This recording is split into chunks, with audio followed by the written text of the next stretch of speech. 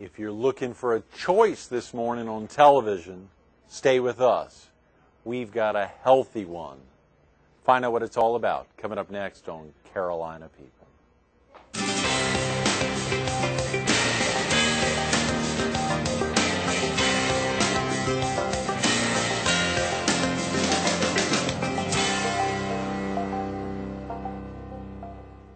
Good morning.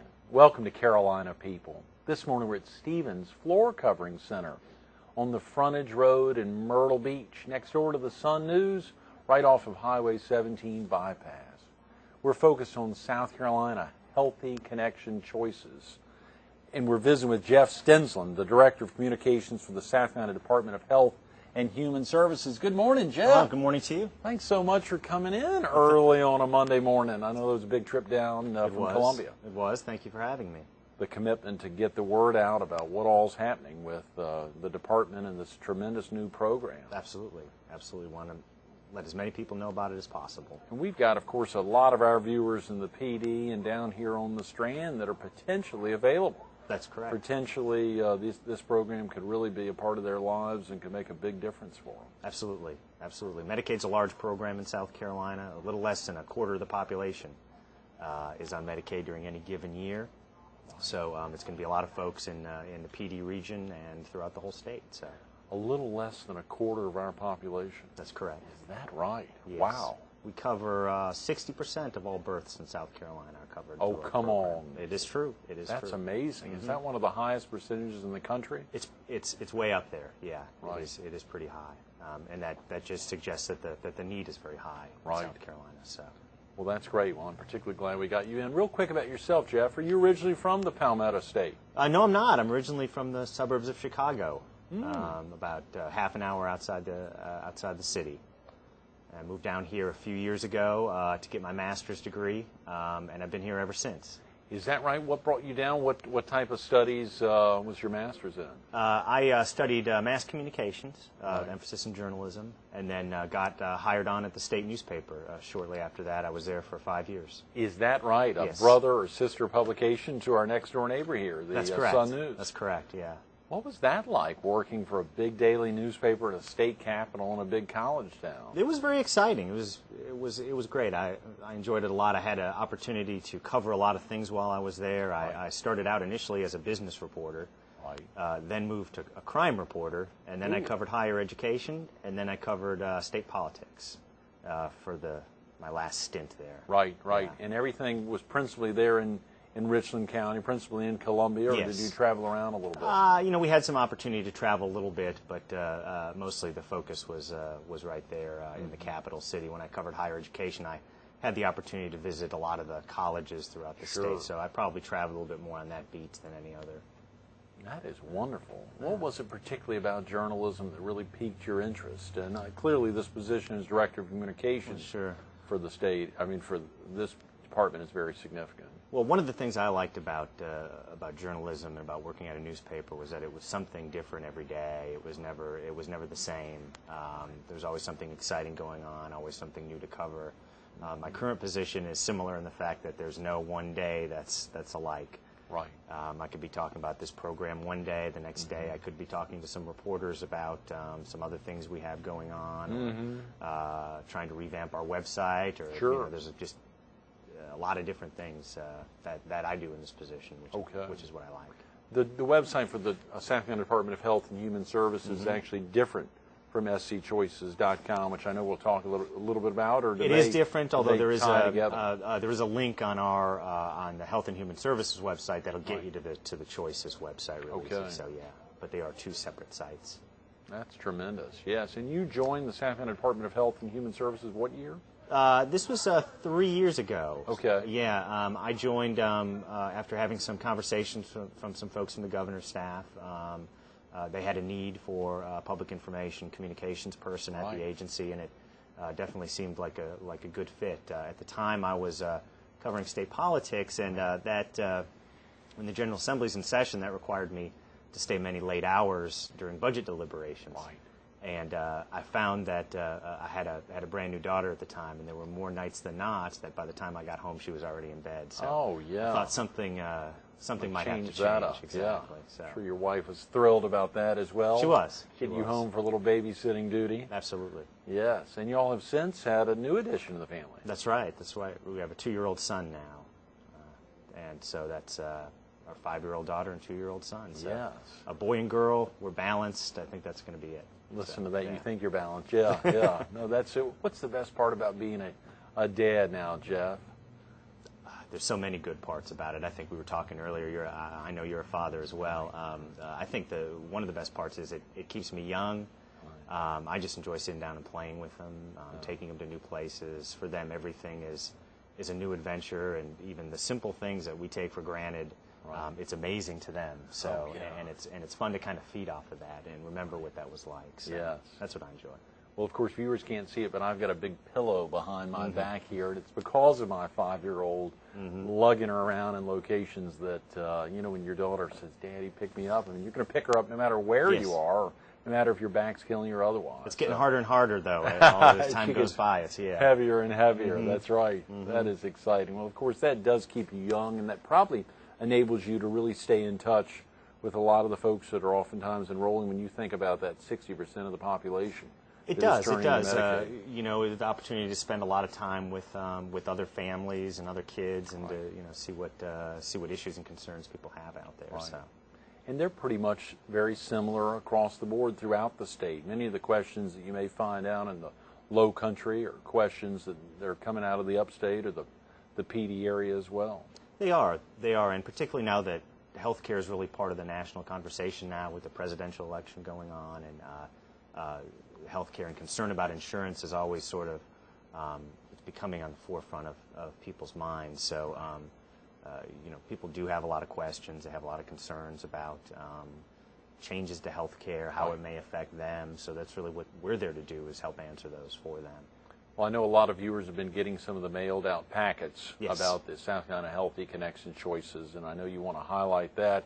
But if a viewer hadn't gotten it and don't know exactly what you're here to talk about, give us a brief overview of South Carolina Healthy Connections choices and what prompted its launch. Yeah, absolutely. First off, let me describe a little bit about the Medicaid program. Okay, so please. Viewers have an idea who we're talking about here. Right. Medicaid is it's essentially a health insurance program that's run through the state and the federal government, and it's for varying groups of people, but it generally includes low-income families and children. It includes folks in nursing homes, elderly people, and disabled folks as well. And as I said earlier, we touch about a little less than a quarter of the state's population, so there's a great need out there for the program.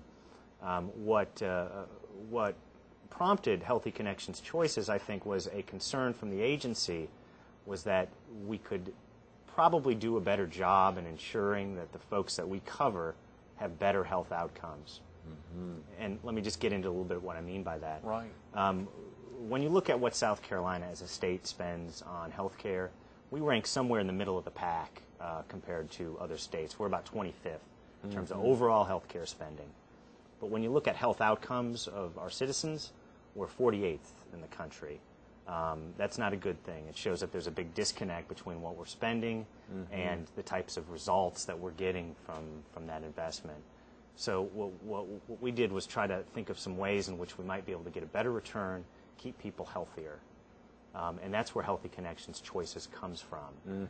The whole idea behind Healthy Connections Choices is to try to get Medicaid beneficiaries in a medical home. And what a medical home is essentially it's a health plan where they have a primary care physician who's coordinating their care for them. And, it's... Someone who can really kind of follow them. Yes. Have some idea.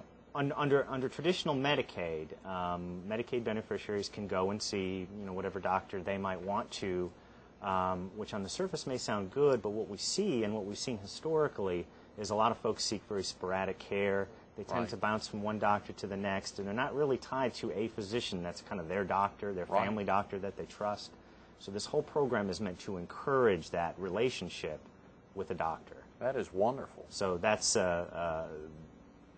that's where this program comes from, and we can get into some of the more specifics. Yes, yes. If a viewer needs to get off to work now or get Yes. family out of the house, is there a good phone number or even a website? We talked about scchoices.com. There is. www.scchoices.com Right. is the website. Okay. The phone number that they can call to find out if they're eligible for this program or Okay. maybe what some of the benefits would be is 1-877-552-4642. 877-552-4642. Correct. That's the best number for someone to call. And who's going to be on the other end of the line if someone called right Sure. now even? They're going to talk to a Healthy Connections Choices enrollment counselor. Okay. And that enrollment counselor will be able to tell you, number one, if you're eligible for this program, and number two, if you are, what plan might be the best for you, which, they'll walk you through the process and help you determine, which particular medical home might be the right one for you to be in. Okay. And this would even be applicable to the seniors. I know you're talking to a population, when you're talking about that less than a quarter of our population, Right. just give us a sense of how many of those are the younger, possibly lower income, and how many of those are folks that may be in a senior setting. The vast majority of those people are going to be families. They're going to be Okay. children. Okay.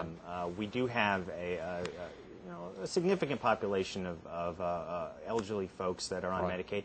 Some might be in a nursing home. Some might be being served in the community through one of our long-term care programs, where we have caregivers who come to a senior citizen home Right. and help provide them care in a home setting, so that they may not have to go to a nursing home if they don't want to. Okay. So, yeah. But principally, this primary care physician, if you can term it that, Yes. would really be dealing with, for the most part in our Palmetto State population, a younger crowd. So they really Yes. could track could really help track exactly where those participants are going. Yes. That's Yes, wonderful. absolutely. That's wonderful. This was an example, I think, of some of the mailings that would be going out to folks around the state. And, of course, there's a similar program. This is federally launched, so this is happening throughout the country, or is No, it this just is in the- this is a state-specific program. We had to Okay. get permission from the federal government since they pay for a lot of the Medicaid program. We had to get permission from them to do this. Right. And this is something that they thought was a good idea, and said, South Carolina, go ahead and do this Healthy Connections Choices program. Right. So, and we're very proud of it. We know that there's a lot of people that have signed up already statewide, and we're hoping many more will. So. This really tied into that idea of wanting to get better results for, if you're in the median, you sure as heck ought to be getting results at least close to the median, and hopefully on the top half of the states, Yeah, as opposed absolutely. to number We don't 48. we don't want to be 48th anymore. We want to Right. move up in those rankings. Obviously, we want our population to be as healthy as they possibly can. Right. South Carolina, unfortunately, as you probably know, are instances of some very serious conditions and diseases such as cancer, diabetes, strokes. It's a lot higher than it needs to be. It's a lot higher than anybody would like it to be. Absolutely. Heart disease and stroke, premature birth, everything across the state, very high, and particularly in the PD area. We've got some of the highest incidences of stroke of any part of the state, of the 46 counties. Yeah, and what these medical homes are really geared toward is focusing on some of the preventive care that can mitigate maybe some of those long-term diseases later on. So it's all about getting in for regularly scheduled appointments. There are a lot of extra benefits that we can go into that some of these plans offer that regular Medicaid does not. So there's a lot of great incentives for people to stay healthy if they're part of one of these plans. Please, let's go into that. What are Sure. some examples of that, Jeff? Well, right now we've got 8 health plans operating in South Carolina. Okay. Depending on what county you're in, you might have different choices out of those 8, but each county now has at least 3 choices. Mm-hmm. And depending on what the plan is, they might offer different incentives as a way to try to get beneficiaries to sign up with them as opposed to another plan. So there's some market competition going on there too, which we like.